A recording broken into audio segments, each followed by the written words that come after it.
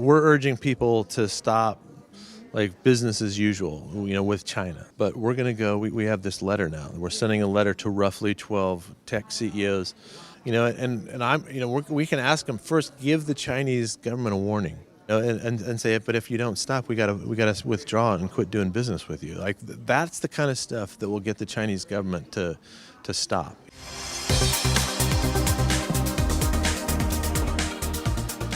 There's a really good reason why Western media and governments use terms like forced labor, concentration camps, and even genocide when they're talking about Xinjiang, China. This is because they want to appeal to people's emotions, and these phrases really do appeal to people's emotions. Those people then start thinking, oh my God, this is terrible. We must do something about these bad things. We must do something about these atrocities. And this is called manufacturing consent. Consent to allow these other Western nations to impose sanctions on China. And we've seen this before. We've seen this all before. We've seen this just before the Iraq war with the weapons of mass destruction. There was a huge campaign of manufacturing consent to invade Iraq. And what happened in the end? Not a single weapon of mass destruction was found.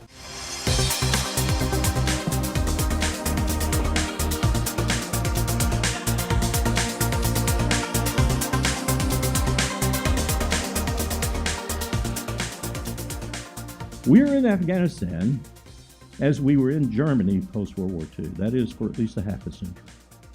It has nothing to do with Kabul and state building, nothing to do with fighting the Taliban or proving that we can reconcile with the Taliban, and nothing to do with fighting any terrorist group.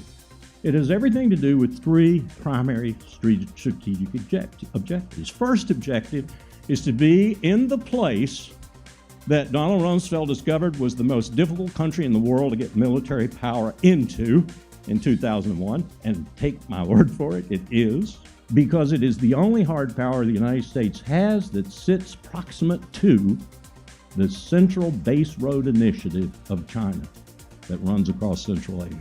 If we had to impact that with military power, we are in position to do so in Afghanistan. Second reason we're there is because we're cheek and jowl with the potentially most unstable nuclear stockpile on the face of the earth in Pakistan. We want to be able to leap on that stockpile and stabilize it if necessary. And the third reason we're there is because there are 20 million Uyghurs, and they don't like Han Chinese in Xinjiang province in Western China. And if the CIA has to mount an operation using those Uyghurs, as Erdogan has done in Turkey against Assad, there are 20,000 of them in Idlib in Syria right now, for example. That's why the Chinese might be deploying military forces to Syria in the very near future to take care of those Uyghurs that Erdogan invited in.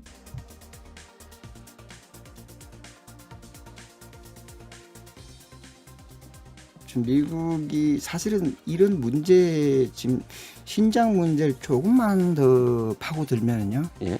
원인이 미국의 한 60% 이상이 있다는 걸 알 수 있어요. 절반 이상? 네. 이란 이라크에서 그 근본주의로 회귀하는 과격한 이슬람 운동의 흐름의 그 파장이 네. 신장 위구르 쪽으로 그 파장이 전해진 겁니까? 전해지고 있습니다. 아, 전해지고 있고 네. 그걸 또 중국은 예방적 조치로 그렇죠. 꺾어버리겠다. 네. 이게 핵심이다 이거죠. 네. 탈레반 같은 급진 이슬람주의자들이 아프가니스탄으로 갔잖아요. 예. 그 아프가니스탄이 또 위구르 이쪽하고 인접 지역이기 때문에 급진 이슬람주의가 또 그쪽 투르크인 계통으로 해서 예. 전파될 수 있는 지형적 토양도 가지고 있는 거죠. 뭐 이건 나비 효과 같습니다. 이라크 전쟁에서 시작해 IS로 가서 그게 신중 위구르로 가서 유럽은 또 난민 사태 몸살 앓고 미중 관계 대립되고 여기까지 가는 한마디로 아주 증폭되는 거냐 이 흐름이 그죠? 네.